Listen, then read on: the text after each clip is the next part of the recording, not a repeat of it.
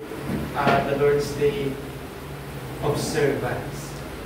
So may kinalaman dyan ang ating pong pagpapatuloy ng pag-aaral sa araw na ito. Yamang tayo ay nagpapatuloy sa pinag-aaralan nating serye ng ating Baptist Confession known as the 1689 Second London Baptist Confession of Faith. Tayo po ay nasa chapter 21 na at nasimulan natin last week yung pangunahing prinsipyo niyan, yung nature ng Christian liberty. And today, we will be dealing with another section of theological study about this, which is the liberty of conscience. So if you're going to observe, the culture today promotes the idea that inner feelings define morality. Nandiyan tayo sa panahon na yan at mapapansin natin yan na may mga prinsipyo na do what you feel is right to do. Diba? If you feel it, you do it. If you feel like doing it, then do it. And nothing will stop you from doing whatever it is that you wanted to do. And there is also a principle of live your truth. If that is true according to you, then live the truth. So, andyan yung mga paniniwala na bawat tao ay may mga kanya-kanyang katotohanan. Maaaring katotohanan sa akin na hindi mahalaga ang iglesia, katotohanan ko yon na walang sino man ang may karapatan na ako ay pigilan sa paniniwala sa katotohanan na iyon. At may nagsasabi naman, katotohanan na kasalanan ng lumiban sa pagpupulong ng iglesia. At yan ay katotohanan na hindi nyo kung maaaring bawalan. So, nandiyan tayo sa panahon na we live our own truth and people or society is being tolerant sa ganyang idea. At yan ay postmodern belief na kung saan there is nothing certain in this world. So wala daw tiyak sa mundong ito. At dahil walang tiyak, ang tao sa kanyang sarili ang may kalayaan na piliin ang katotohanan sa kanya. Kaya di ka pwedeng bawalan kung para sa iyo, ikaw ay babae at ang katotohanan na naiisip mo, ako ay lalaki na nasa katawan ng babae. So yan ang paniniwala ng postmodernist today. Pero ang ating pag-aaralan in relation to our Baptist confession is what is the biblical teaching of conscience? Ano ang biblical teaching ng conscience na kumukontra sa dalawang pangunahing extreme? That is the subjectivism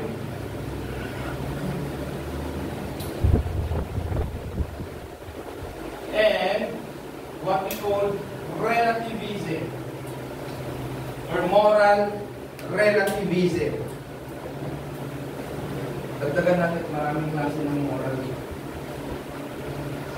Maraming klase ng moral. Maraming klase ng relativism. So, gawin natin moral relativism. So, subjectivism is truth is subjective. It depends on your own context. So, ang kanilang sinasabi, kung titingnan mo ang number 6 ng baliktad, ay it's 9. And that's the truth. Why? Because you see it differently. Whilst on the other hand, yung person seeing it upside down, that is number 6. Because you're seeing it that way. Moral relativism is that because there is no certain things, there are no certainties, therefore, the standard of what is right and wrong is related to existing cultures. Kaya nga, relativism. Relative, or relation. So let's say, for example, in the Philippine context, if you talk to an older man, or if you talk to an elderly without mentioning po and opo, in the context of culture, you are disrespectful. So isa sa mga example ng moral relativism. So ang standard ng tama at mali ay dahil sa culture. Now, alamin natin, according sa Bible, at according sa 1689 Confession, which we believe is the best summary of scriptures, is anong tinuturo ng Bible tungkol sa kalayaan ng konsensya ng bawat tao? Dahil lahat ng tao ay may konsensya, ano ang nature ng liberty ng ating konsensya? Ano ang gamit ng konsensya? Meron ba itong mga limitasyon? At ano ang pagkakasangkapan ng Diyos sa konsensya ng bawat tao? Infallible ba ang conscience? Hindi ba pwedeng magkamali ang konsensya ng tao? Bagamat ito ang ating moral sensor or moral compass na naglilid sa atin to determine whether an action is or not sin. So let's open our confession in chapter 21, and the paragraph is number 2. So if you have your 1689 Baptist Confession, you may also check it on the internet. You will see there the 1689 Baptist Confession. Only the paragraph 2 is the center of our study for today. So I will read it before you. The liberty which Christ has purchased for believers under the gospel consists in their freedom from the guilt of sin, the condemning wrath of God, and the severity and curse of the law. It also includes their deliverance from this present evil world, from bondage to Satan, and from the dominion of sin, from the evil of afflictions, the fear and sting of death, the victory of the grave, and the everlasting damnation. Furthermore, it includes their free access to God and their obedience to Him, not out of slavish fear, but a childlike love and willing mind. All these liberties were enjoyed by the saints under the law to a lesser extent, but under the New Testament, the liberty of Christians is further expanded. They are freed from the yoke of the ceremonial law to which the Jewish church was subjected, and they have greater boldness of access to the throne of grace and a fuller supply of God's free Spirit than believers under the law ordinarily experience. So let me just give you a quick summary of what is important to take note out of this is sa division ng Old Testament at New Testament in relation to laws, mga batas. So the Old Testament has the ceremonial law,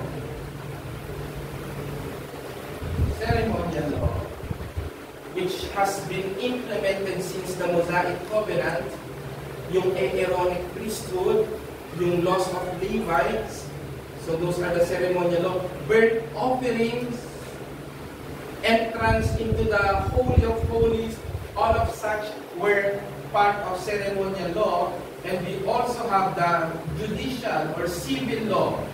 So because Israel is a state, because Israel was a state, because Israel was a theocratic nation, meaning they existed as a state. And a state has a government. So because they had a government way back then in the Old Testament, they are being governed by some civil laws. Ano yung tamang parusa sa ganitong paglaban? ano ang dapat na ipataw sa ganitong kasalanan. So those were part of the civil laws. Yan. So, pero lahat na law na yan ay nakakapit sa tinatawag nating moral law, which is the only law written by the hands of God. Saan? On the tablets of stone, when the Ten Commandments were given to Israel. So, what happened is that, sinasabi ng ating confession, part ng liberty ng Christians, ang Christian ay New Testament, part of liberty ng Christians is that ceremonial laws and civil laws were now abrogated. Yan ang term na ginagamit ng chapter 19 ng ating confession. So these are no more. However, yung moral law tumawid at nagpatuloy sa New Testament. At equals na ito sa law of Christ. This is not a replacement of the moral, but a furtherance. Pag sinabi natin furtherance, alam niyo yung furtherance, yun pa rin siya, pero lumawak, lumalim, lumayo. So, nagpatuloy siya. Kaya ang term ng ano dito ng ating theology is perpetuity or perpetuity ng moral law. So, ano po ang silbi ng moral law sa New Testament? Binding. Yan ang term. Binding sa mga Christians today. Ano po ba yung moral law? It's simply the 10 Commandments of God, given to Moses in Mount Sinai and was read again in Mount Horeb sa Deuteronomy chapter 5. Diyan din ang mga common references natin. Now, conscience, yan ang ating topic. Dahil kasama sa pinalaya sa atin ay yung malaya tayo sa paggamit ng ating konsensya. Pero alamin muna natin saan nanggaling yung term na konsensya. Ano ito? Ano yung pwedeng nami-misconcept natin as far as conscience is concerned? Yung word na conscience, di ba English siya? So, conscience is English, pero galing po ang word na conscience sa salitang konsensya. Na yung konsensya, hindi Tagalog. Ang konsensya ay Latin. Alright? So, saan ba nagaling ang English? Sa Latin, di ba? So, ang English ay isa sa mga language na anak ng Latin. So, may mga pagkakapareho. So, conscience comes from the Latin word conscientia, na ang ibig sabihin ng conscientia, knowledge with oneself or moral consciousness. You know, our 5 senses have their own sensitivity. Alright?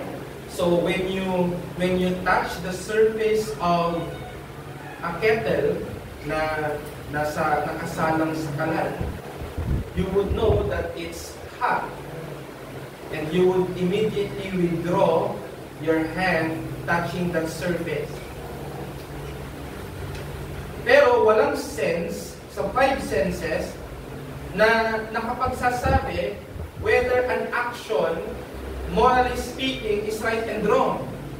There you go, conscience.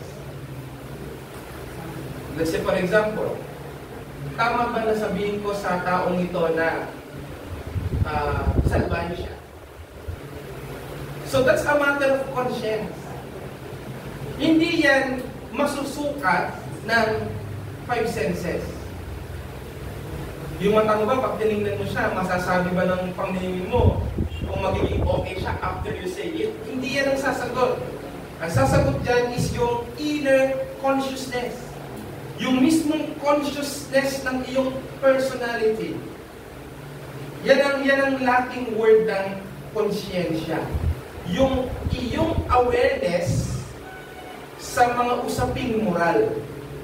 Ano ba yung moral? E di, mga usapin na tungkol sa masama at mabuti. Mabuti at masama. Pero ang word na konsyensya ay may pinanggalingan din na Greek. At yan yung syneidesis, na ibig sabihin, co-knowledge or internal awareness of right and wrong. So ano ang sinasabi naman ng syneidesis? Na parang may knowledge ka na elementary knowledge. Bigyan ko po kayo ng elementary knowledge. Elementary knowledge, alright? Maging magalang ka sa pananalita.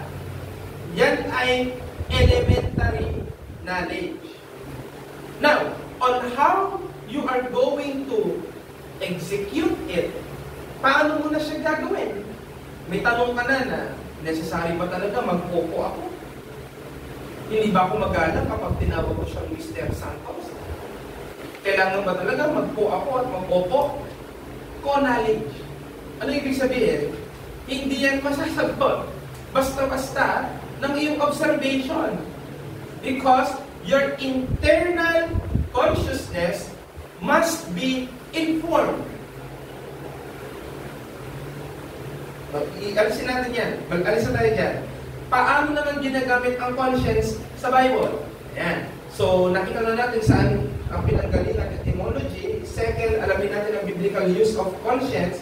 Ang conscience, unang-una, ito ay witness sa moral law. Ang konsensya ang nagpapatuo sa validity ng moral law. Mag-a-agree ang konsensya ng tao sa moral law. Sabi ng moral law, masamang pumatay. Now, your internal awareness will receive it as truth. Tama yun. Hindi dapat pumapatay. Kaya kahit ang isang tao ay hindi Kristiyano, hindi ito usapin ng Kristiyano ba siya o hindi. Kaya nakapatay, hindi kasi Kristiyano. May nakakapatay na Kristiyano. Ang pinag-uusapan natin ay conscience. And every people has it. Now, ang conscience, ito ay pumapatotoo sa moral law. Let's read it from Romans 2, verse 15. Sige po, pakibasa.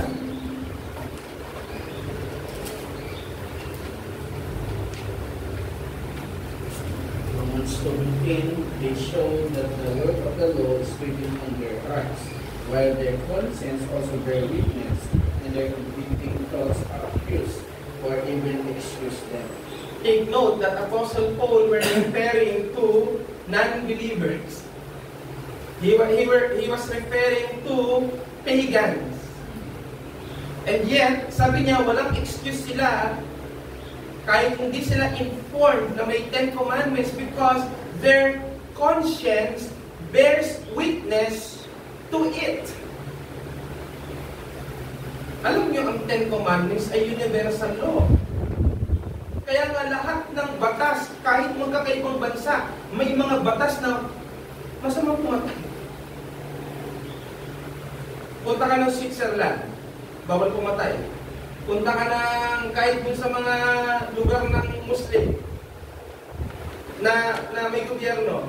Saudi Arabia, paparusahan ka kung pumatay ka. Bagamat may parusa silang pumapatay sila, pero it is an elementary doctrine na murder is a crime. Sa Bible, murder is a sin.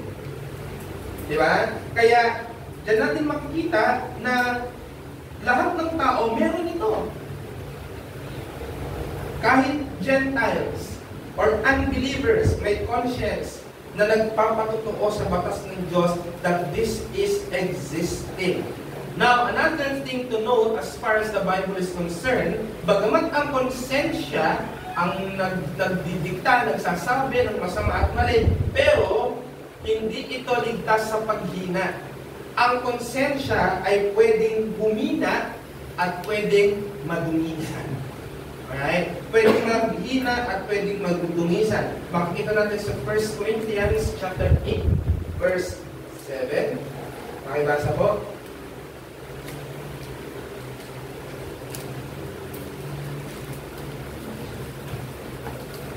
1 Corinthians 8:7. Gayunman, hindi lahat ng mga tao ay nagtataglay ng kaalaman ito, Subalit ang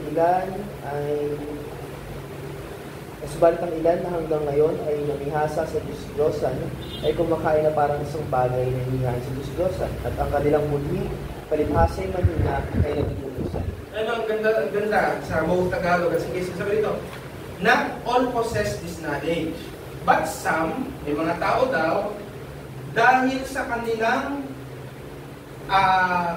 relasyon sa mga idolo, pagkain ng mga pagkain na inaalay sa idolo, ang kanilang konsensya ay napaghihina at nadudumisan. So, pwede pala yun. Kaya nga minsan nasasabi natin, itong taon to, walang konsensya. Itong taon to, harap-harapan ng loloko. Bakit? Ang conscience ay naiimpluwensyahan ng masama. Nakikisama sa mga masasamang gawain. Na yung community na yon, lahat sila tanggap nila na yung ganung klaseng pag-uugali ay tama. Now, believing a conscience we're living in together between a couple who are not yet married is just right. Kaya nga sometimes, pag pinapakilala, sino siya? Partner ko. May anak. Sino siya? Ay, partner ko nga pala. Samantalang dati, when you say partner, ang understanding mo, married.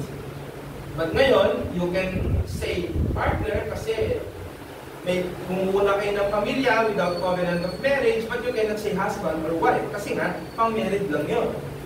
But it has become a norm of today. What happened? Because of the great influence of that moral evil na accept ng mga konsensya ng mga tao, okay lang pala yan. So, mapagkakatiwalaan po ba natin ang ating conscience? Yan ang magiging question. Pero bago yan, ang conscience din, letter D, maaari rin itong maging seared. Alam niyo yung word na seared? Ha? Di ba minsan, pag gumawa ka ng walis, tapos Disney princess ka. Alam niyo yung Disney princess? Yung hindi ka sanay sa gawaing bahay, Disney princess ka. Umawa ka ng walis, mabilis kang magkapaltos. Bakit? Nagwalis ako ng second at first floor. Kaya nagkapaltos kamay ko. Pero pag nasanay yung kamay mo na humahawak ng ganyang katigas na bagay, mapapansin mo kumakapal na siya dahil sa kalyo. Sa madaling salita, nawawalan na siya ng pakiramdam. At yan yung conscience na nawawalan ng pakiramdam dahil sa patuloy nitong paghina. Basahin natin ang unang Timoteo 4:2. Pakibasa ko ng unang nakakita, Sister Sarin.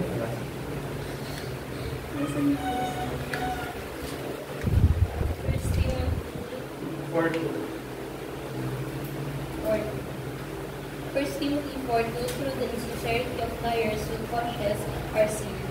Ayan.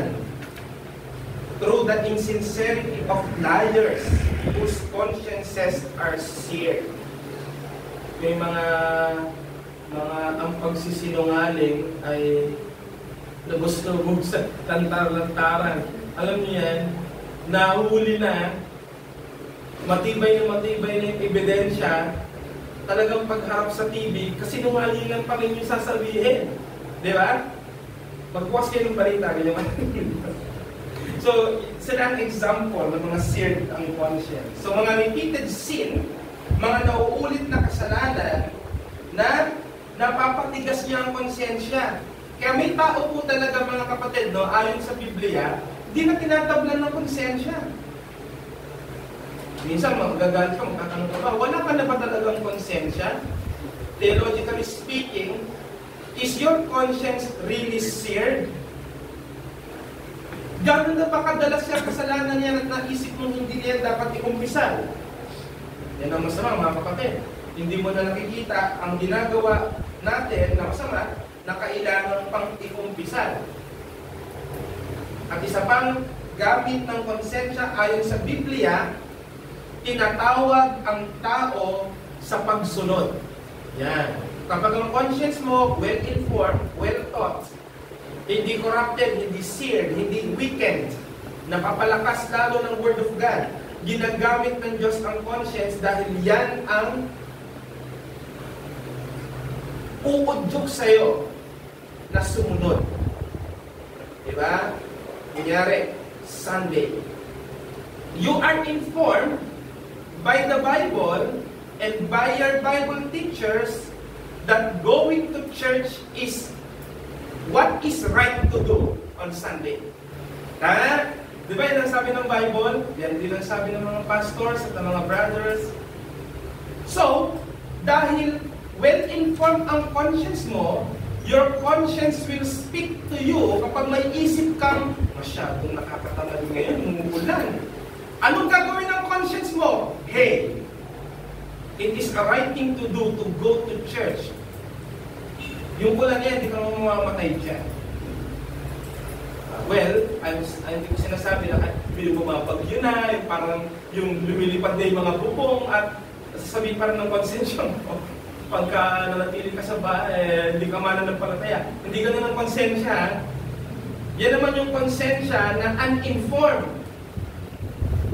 Meron kasing mga unnecessary conscience. Yung konsensya hindi naman tamang isipin. Parang na-over din siya. Pero pag well-informed, simpleng ako. Kaya nga nilikha yung payong. Yeah? Punta ako sa church dahil yun ang tamang gawin. It's your conscience who tells you that. Kaya nga sa loob mo, may kumukontra sa sarili mo, di ba? Sa mga decision mo, it's your conscience. Regalo ng Diyos sa bawat tao para alam niya paano lumakad ng tama. Acts 24, verse 16. May basa po, ang una nakikita.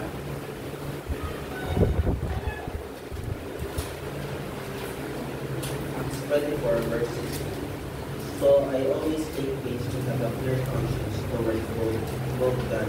and man. I always maintain to have, so I always take pains to have a clear conscience toward both God and man.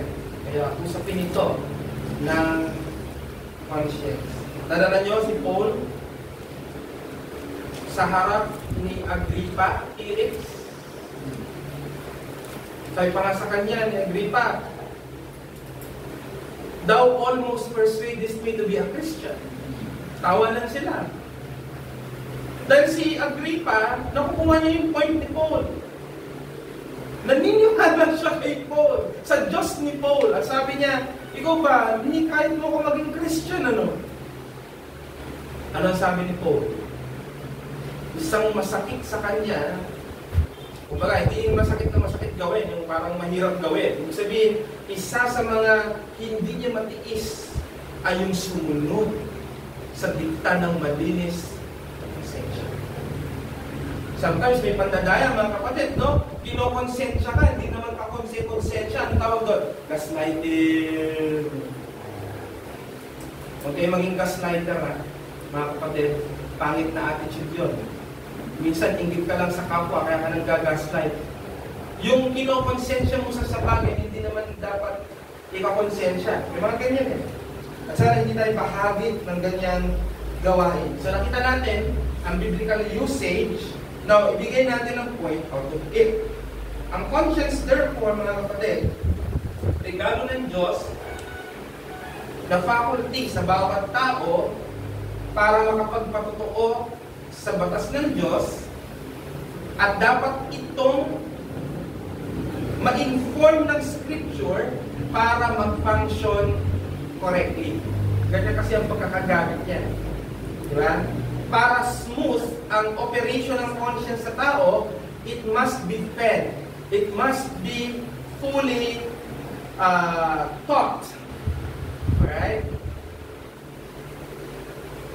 Kapag halimbawa, motor ka ng motor, nauubos ang gasolina mo, hanggang sa nawala na yung gasolina mo, hindi na yung motor mo, bagamat existing ang kanyang mga mechanical parts. Pero inalis mo yung fuel na magpapaandar sa kanya, hindi na siya andar.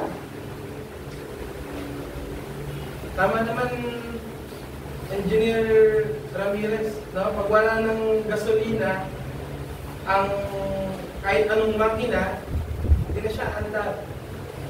Alright? Kaya lalo huwag ka maglalagay ng fuel, hindi para doon. Tubig. Lagay mo ng tubig. Tubig. Kalawangin pa yung mga parts nun. Nagbakal yung mga yun. Yung naka-invento na ngayon, di ba? Ang fuel ay hydrogen. Inihiwala yung hydrogen sa oxygen compound. Oh. Siyempre, iba-block yan ng mga oil industry dahil silang maapektuhan niya. Sin conscience, di ba? So, pag business na pinag-uusapan, pero dahil Christian tayo, ipagpapasalamat natin sa Diyos na nagbigay siya ng konsensya para ang tao ay nalilimitahan ang kanyang pag-exercise ng freedom. So, kaya pinapalalahanan tayo ng confession. Free ka, pero take note, may conscience ka. Your conscience will tell you the limits of your freedom. Because you are not free from taking away the liberty of other people. May ganun eh. Irespeto mo na yung kapwa mo, may liberty rin yan. Huwag mo sasaklawan yun. Kaya tatlong division ng law, ng conscience. Bigay natin yung theological. Yung turo niyang 1689, tatlo ang sinasabing liberty niyan. Sa unang chart, so 1, 2, 3. Sa unang chart, yung liberty na meron tayo ay liberty from sin and condemnation. Diba? Saan natin nakuha yan? Sa justification by faith.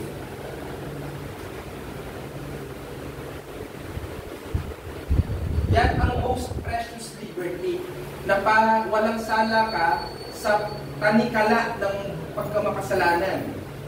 Sunod, liberty, kaya hindi lang pala yun yung kalayaan ko. Hindi lang pala yung nasipa ko, malaya na ako. Pero, meron pang sinasabi ang confession na ma-appreciate nyo. Liberty from human tradition. Bakit? May tendency kasi na ang kapwa mo, siilin ka sa kalayaan mo. Hoy, kung papasok sa church, hindi ka nakapalda, palalahanan mo, mahal na Ginoo o ginang o binibini. Pinalaya tayo sa mga tradisyon ng tao. So, anong ibig sabihin nun? Yung extra biblical laws na ini-impose, pwede mo siyang kontrahin. Kaya ang tanong, nasan sa Bible na dapat nakapalda akong papasok sa loob ng church? Tell me.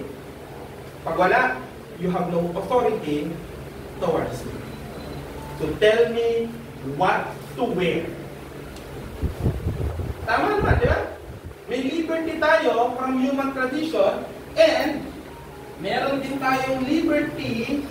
Ito yung kauuwian ng liberty. Pinalaya ka sa kasalanan.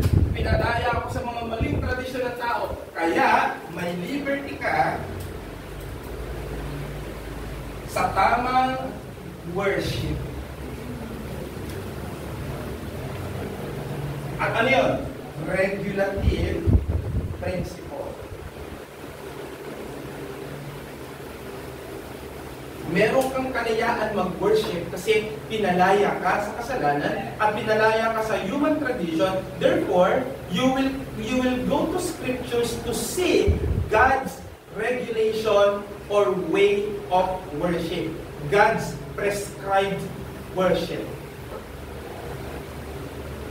Diba? Example, yung doktor. Isang linggo ka nang inuubo na matinding ubo. Matinding ubo. Alright? Gamot ba ang lunas? Gamot? Okay. Pag sinabi mong gamot, nagpapakita ka ng technical term na tinatawag natin ambiguity. Bakit? Maraming gamot. Ang tanong ngayon, what specific medicine would a physician prescribe that may cure my cough? Now, you go to pharmacy or sa chemist, and then you just tell the chemist, give me a medicine. Yan lang yan titingnan. Ang question, did you consult a physician? What is his or her prescription? Bakit hinahanap yon? Kasi ang physician na natumingin sa'yo at nagpa-undergo sa'yo ng some necessary tests to determine what disease na meron ka or illness, alright, siya ang magkasabi ng tamang gamot. Now, sabi natin, nilikha ng Diyos ang tao para i-glorify siya. Now, if you want to glorify God, then you must know how He should be glorified. At sino ang magsasabi kung paano siya mag-glorify? Ako? Yung ng tradition nga, kasalanan, lalo hindi. O, di sino? Siya mismo. Now, what he did? He wrote it in a book called the Bible. It has plenty or bunch of ways to worship Him. What did our theologians do? They compiled it, put it in a system that we call now systematic theology, naka-enumerate doon ang tamang worship. Kaya tayo nag-worship the way we do today. Because this is God's prescribed worship. Kaya kapag kausap mo Pentecostal, at hindi mo siya, kami, lively kami, sabihin nila. Pero sabihin mo kami, we do worship kung ano ang sinabi ng Panginoon na worship. Pakita mo sa akin na yung ginagawa nyo, ay yan yung sinabi ng Panginoon na paano worship. Kayo lang ang nasisiyan dyan. Kung ang definition natin ng worship ay worshiping God, alamin natin sa Kanya paano siya mag-worship. Para mapalaya tayo doon sa isip natin na dahil mahilig ako sa rock, natutuwa ako pag nakikinig ako ng rock, pag-please din ng Lord. Kasi ako na-please. Ganun ba yan? Hindi. Ang tamang principle, dahil human tradition lang yan, go ka sa regulative principle, dahil yan ang mag-deliberate sa'yo sa sarili mo ding tradisyon. Kaya hindi ka lang pinapalaya sa ini-impose na tradisyon ng ibang tao, pati rin sa ini-impose ng tradisyon sa sarili mo, sa araw-araw. Ano ngayon ang mga misconceptions on conscience? Number 1, ang morality ay nakadepende sa follow your conscience. We don't do it. Hindi pa kasi sinasabi natin ang conscience ay tool ng Diyos to determine what right and wrong is, ay ibig sabihin, we follow our conscience as a finality. No. Maraming naniniwala na ang conscience daw laging tama, pero tandaan natin sinasabi ng scriptures, nagiging tama ito kapag well-informed ng God's Word. Pag hindi, pwede na siyang magkamali. Kaya conscience, alright, conscience is not infallible. Ano ibig sabihin nila infallible? Hindi siya walang error. Pwede siyang magkamali. Ang conscience pwedeng magkamali. Kasabay ng ating mortality. Psalm 118, verse 105, sabi, Thy word is a lamp unto my feet, and a light unto my path. So yung conscience mo naglalakbay sa dilim kung wala siyang guide, walang scriptures. Alright? Pero mapapalakas mo ang conscience kapag ka nasa kaliwanagan. Ikalawang misconception, pag pinag-uusapan ng conscience, it feels right, it must be right. You have an example. Nung ako ay struggling on how to speak English, sabi pa naman ng isang teacher ko, pero hindi siya English teacher. Sabi niya, Pag hindi pangit pakinggan, tama yun. Nakarinig na kayo ng ganyan turo, pag daw ang English mo hindi pangit pakinggan, tama yun. Oh. Yung English niya, I will speak today regarding about, hindi naman pangit pakinggan, di ba? Pero grammarly wrong. Grammarly wrong. Why? Because you don't have the right basis. Where do you base the whole of grammar?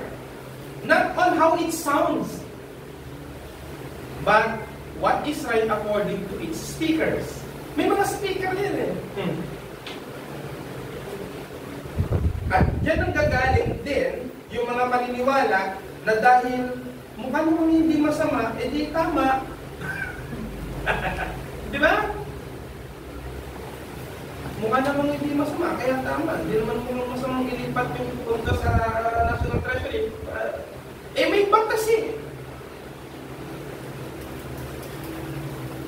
Ang batas ngayon ang magsasabi ng tama at mali.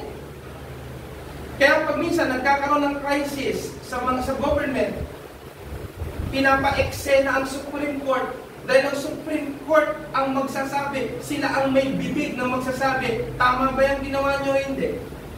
Yung problema, dahil Kristiyano tayo, alam natin na pwedeng ang mga nandiyan din ay maambunan. Mabayahan. Di ba? Wala na talaga. Kaya minsan, ang desisyon ng Korte Suprema sa panahon ng dating Pangulo, naiiba pagdating sa bagong Pangulo. Binabasura yung dati. Kaya mga kapatid, ganyan kaganda ang pagiging final authority ng Bible. Kasi kahit pa ang mga pinakamataas na korte sa lupa, hindi mo pagkakatiwalaan pagdating sa hustisya. Bible talaga. Minsan pa, ang Amerika ay nagsasabi, we are a nation who honors the Bible. Sino nagsasabi nun? Justice nila. Kung sila, ng mga intelihente, nakita na kailangan ng Word of God para maging tama ang konsensya ng mga tao. Tapos tayong mga individual na simpleng mga mamamayan ay sasabihin lang natin, kung ano yung magandang tingnan, tama yun. Hindi ho ganon. Hindi ho ganon. Dahil sinasabi ng Bible na kung feeling ang pinag-uusapan, feeling deceives. Jeremiah 17:9, the heart is deceitful above all things. Sino ang pinakamapandaya? Yung ahas po sa Eden? No. It's the heart. Sino ba ang tumanggap ng payo ng ahas? Yung puso ni Eva. Di ba? Napakawalang kwenta ng mga salita ni Satanas para pasunurin siya. Pero ano ang ginawa ng puso ni Eva? Tinanggap yung maling payo na yon at hinayaan niyang malinlang siya ng kanyang puso. Naniwala siya, tama yung sabi ng ahas. Bagamat may una ng premise na huwag kakainin dahil pag kinain, mamamatay ka. Dinaya niya, puso niya patuloy sa bagay. Wala po ng depravity po nung panahon na yun. Oo, walang depravity. Pero, again, existing na ang conscience at ang conscience nga, pwedeng humina. Kaya hindi pinag-uusapan ng depravity. Dumating si Satanas, nuknukan ng evil. Nagpalinlang siya. Hindi ba theologically correct na nalinlang si Eva? Nalinlang naman talaga, di ba? Ang sabi ng Bible, the heart is deceitful. So yung pagiging deceitful ng heart existing prior to fall. The heart is deceitful above all things and desperately wicked. Who can know it? At yung tanong ni Jeremiah na who can know it? May sagot yan na no one will know it. Why? Because you believe your heart. Whatever it says, you believe it. 1,000 beses nagsabi, magbago na pag dala kang babae. Naniwala ka pa rin. Bakit? Because your deceiving heart keeps on being deceived. Kasi sabihin mo, what it feels right, it's right. Sabi nga ng Bible deceitful. So tama po ba yun? Mali. Kaya kung feelings alone ang pag-uusapan, not trustworthy. Mga kapatid, kapag ikaw ay nakaranas ng mga crisis sa buhay, and I know that we experience that seasonally. Alright? Hindi naman araw-araw yun. Seasonally, merong day of rejoicing, may day of excitement, but the day that we wouldn't anticipate is a day na may problem. Pero, when problem comes, this is one note that you should inform yourself, my dear brothers and sisters. The worst counselor that I should avoid is my heart. Maraming mga counselor na dating sa akin, pagkasabi mag-a-advise, ganda kayo mo. Pero ang pinaka-wag mong pakinggan is your heart. Why? Dahil bias yan. Nadideceive yan. At emotionally based yan. Now, what is your best guide? What is your best counselor? The pure and unadulterated words of God. At sino pa ang lalong magpapa-amplify niyan? Your pastor, your preachers, your teachers, your good friends who are also subscribing to the precious words of God. But not yourself. Kaya, the worst thing that you would do when you have problems is when you isolate yourself without a guide. You must consult the scripture. That is what your conscience was made for. Kaya mga kapatid, don't trust your feelings, according to Jeremiah 17 verse 9. And 3, guilt is unhealthy and should be avoided. Ito yung tinuturo ng mga psychologists sa panahon natin ngayon. Alam mo, masyado ka lang nai-stress dahil masyado kang negative. Eh kung meron naman talagang mali, it's your conscience that tells you, mali yun. Hindi yung dahil sa gini-guilt trip mo yung sarili mo. Okay, nasabi ng mga psychologists. Modern psychology often views guilt negatively, pero ang biblical guilt, kaya mayroong guilt because it calls you to repentance. Di ba? Kaya nga ang conscience, pinapa-feel sa'yo ang guilt for you to repent. 2 Corinthians 7 verse 10. Brother Martin, let's go.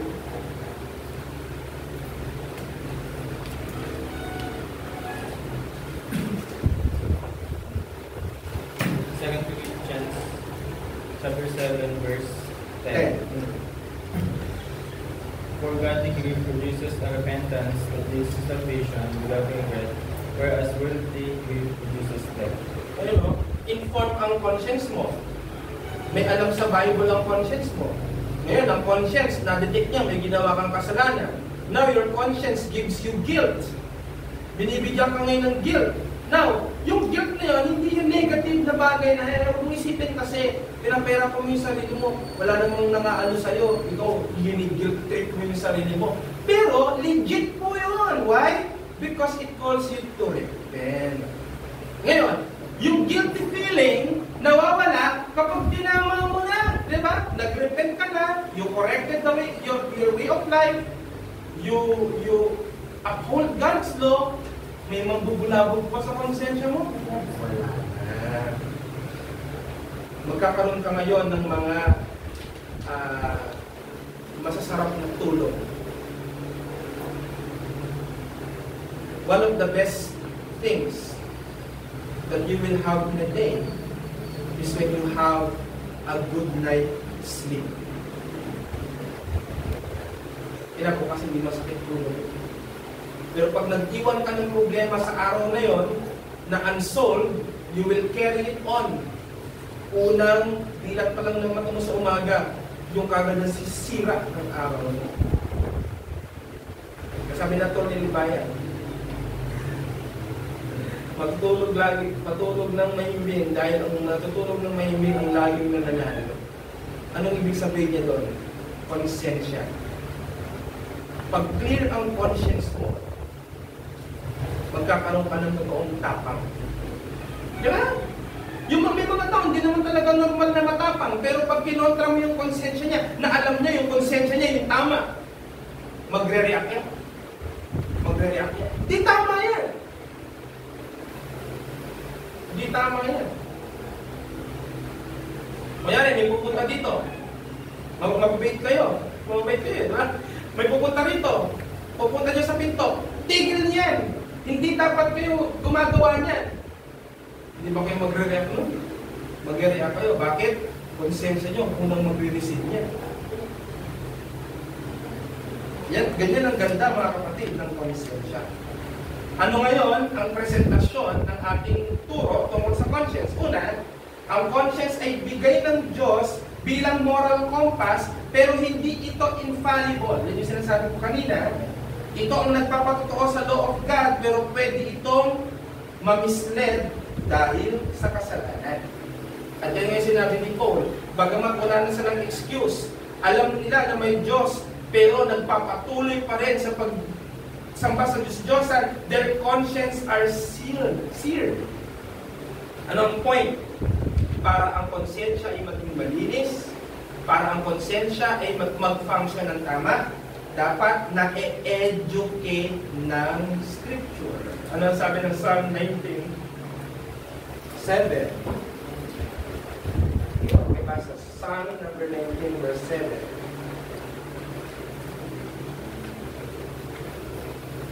Okay, basa po ng naka-King James. Psalm 19, verse 7.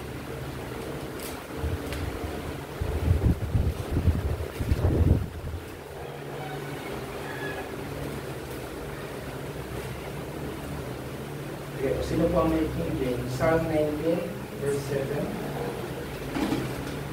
Psalm 19, verse 7. The law of the Lord is perfect, converting the soul. The testimony of the Lord is sure, making wise and sincere. Yung, alam niyo ba na itong buong Psalm 119, dami na, isang dami kung may verse niya, ay special project noon para bigyan ng greater commemoration yung regalo ng Diyos na meron siyang law sa Israel. Kaya bawat section niya po, how I love the law, how your law is blah blah, your law is blah blah. They love the law. Kaya nga nag-bleed sila sa maraming mga batas dahil mahal nila yung batas. Gusto nilang laging ingatan, kaya lang nag-bleed sa kanila to being legalistic. Now, the problem in our day is minawalang halaga naman natin yung law. Bakit? Kasi nandiyan yung grace. Nakalimutan natin that the two are complementary. Pero sabi ng Bible, the law of the Lord is perfect. Why? Because our conscience is not. Diba? Therefore, if my conscience imperfections hit, I must go to that one which is not. At yan yung law. Pag minsan nalilito ka, nalilito na ako sa tama, mali. Go to the Bible. Yan ang maglilinaw sa'yo. Nalilito na ako, sabi ng gobyerno, tama to. Sabi ng legislation, hindi tama to. Go to Supreme Court. Let them decide. Diba? Ganyan naman yan eh. May problema ako. Saan ako lumapit? Sa kaibigan, na anong alam? Inom tayo para mawala. Ano po ang product nun? Another problems. Lalo na, nagwala ka, nagbato ka ng mga pinggan, diba? Or may na-injury ka, kaya iba ang way of Christians. Tama, mga kapatid? Very careful. Not one-sided. Enduring. Patient. Bago mag-desisyon sa kung anumang bagay, na-consult ang Scripture, na-consult ang conscience, na-consult ang other means para establish ang kanyang outcome. Diba yung silda na ang confidence na kukuha sa kakapalan? Kumapal ng gusto. Ang mga narinig. So, ano ngayon, ang importance, number 2, role of conscience conscience in Christian liberty. Pinapalaya tayo sa mga human tradition na dinadagdagan ang law of God. Kaya na lang po ang magbasa. Yan ay nasa Colossians 2:23. Pero, ang conscience ay bound sa Scripture, kaya hindi pwedeng gamitin excuse para sa kasalanan. Ba't mo ginawa yung kasalanan yan? Hindi ko alam na masama ito eh. Oops. Okay, hindi mo alam, pero may Bible, di ba? May Bible. Kasi minsan, ay hindi naman ako tinabla ng konsensya dyan. Bakit? Hindi ko kasi alam na masama pala yan. Alright? Pero may Bible, di ba? Kunyari, ang konsensya mo, ang paniniwala mo tungkol sa Bible, ang 10% ng buong kita mo, bibigay mo sa church. Bakit? Tithes yun. Tama? Now, at least nagbigay ako sa Lord kahit hindi 10%. Ano binayolate mo? Yung belief mo about sa tithes. Paano kung hindi mo alam yung doktrinang yon? Ay, kaya po ako hindi nag-tithes kasi di ko alam na dapat palang gawin yon. Hindi naman ako nakukonsensya. Kaya okay lang yun. Pero ang sunod na tanong, bakit? Wala ba sa Bible yan? Kaya kapag na-inform na yung conscience mo na mali yun, gagana na siya. In the future. Yan ang importance. Kaya hindi pwedeng sabihin, ay, hindi ako nakonsensya, kaya tama yun. Hindi yung ganun. Hindi konsensya mo ang nagsasabi ng tama at mali. Ang konsensya, ang sensor. Ang Bible ang nagsasabi ng tama at mali. Ang konsensya, sensor. Di ba? Pag bubombayin ng Lebanon yung Israel, nase-sense ng kanilang Iron Dome, nakokontra, nai-intercept. Pero lahat ba ng bomba nai-intercept? Hindi. Kaya nga tumatama pa rin. Yan ang imperfection ng conscience. Kaya you cannot rely too much on conscience without the scriptures. Ang tama, palakasin ang conscience ng tamang doktrina para umaandar siya ng tama sa araw-araw na pamumuhay. Nakita ko yung TL ko, girlfriend niya yung agent niya, pero may asawa. Pwede na pala yun. Pero nag-aaral ka ng Bible, you know it's not right. So kapag natitect ka sa ganung klase ng gawain, merong bumubugbog sa isip mo, don't do that, that's not right. Ha? Mamahalin na natin ang conscience natin niya. Kung ganyan pala ang gamit niya. Kaya ang clear conscience, mga kapatid, dapat natin i-strive sa pamagitan ng faith and repentance. At ang clear conscience ay patunay ng buhay na talagang ikaw ay Christian. Ano ba ibig sabihin ng Christian? Yeah? Sabi nila, maraming Christian, nagkikita ko na lang yung pagiging Christian sa tiyan. Pero ang ibig sabihin ng Christian is a person who follows Christ. Wala nang theological definition. A Christian is a person who follows Christ. At ano magpapatunay that you are really a person who follows Christ? You have a clear conscience who calls you to obey the law of Christ. So brethren, ang konsensya alone ay hindi reliable para i-guide tayo sa will of God. Pero kung ito ay rightly informed by Scripture at Holy Spirit, ito ay nagsisilbing mahalagang witness para sa tamang pamumuhay. And let me give you the summary. Conscience is a God-given moral guide, but it must be shaped by Scripture. So feed your conscience with God's Word so that it may be rightly informed and function according to God's truth. Next week, we will be discussing about limitations of liberty. So, dyan pa rin tayo, pero ang ating pong magiging focus ay yung tinatawag na natin na limitation.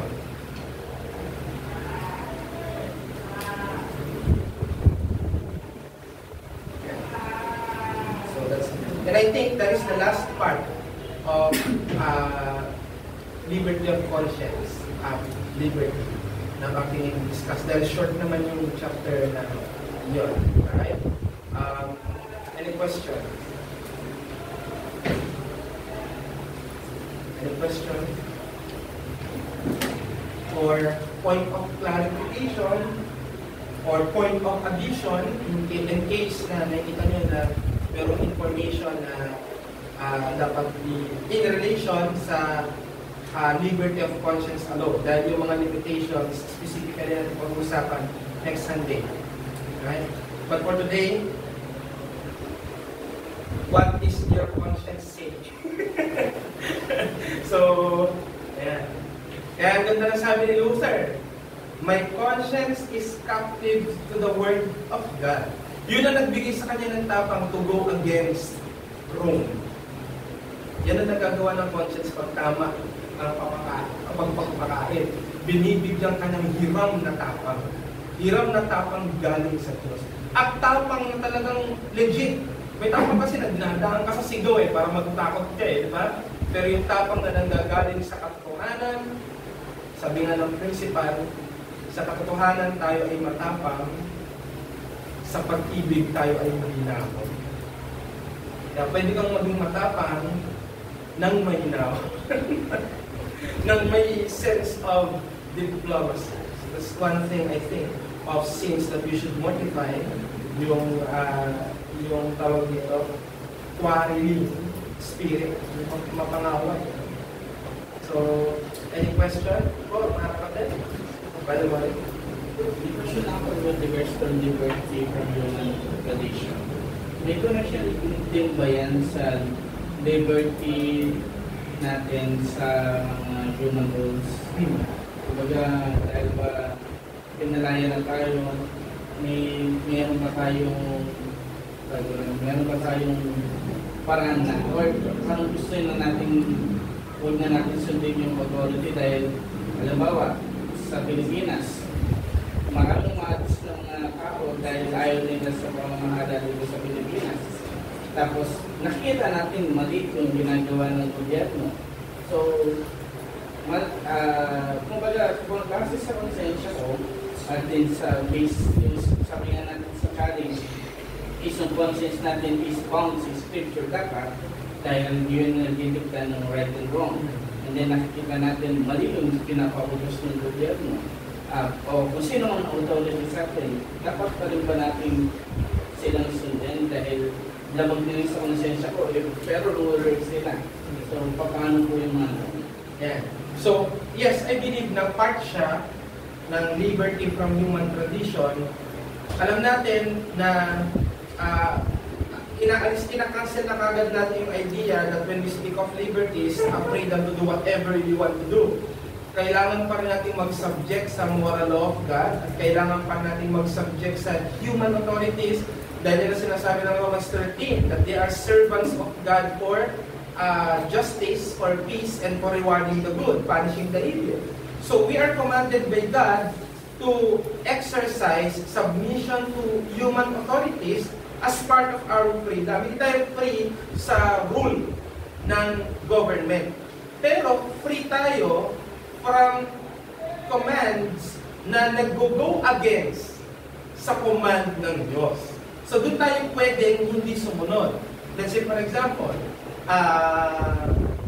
kunyari, dumating yung pagkakataon na sabihin ng gobyerno, magkokomunista na tayo, bawal na kayong magtipon sa linggo. That's against our conscience and that's against sa command ng Diyos. So what to do? Ito yung maling gagawin. Yung mag-revolution. Yung humugot ng tabak. Di ba nauso sa mga landmark yan? Pastor na may Bible at may pistol. Naalala niyo ba yun sa mga dating nalunod sa landmark? Yung naging project dati na Bible tapos pistol. Yung context naman kasi sa Amerika noong unang panahon, umaatake yung mga pagano. Kaya inaarmasan ng mga tao sa church para kapag umatake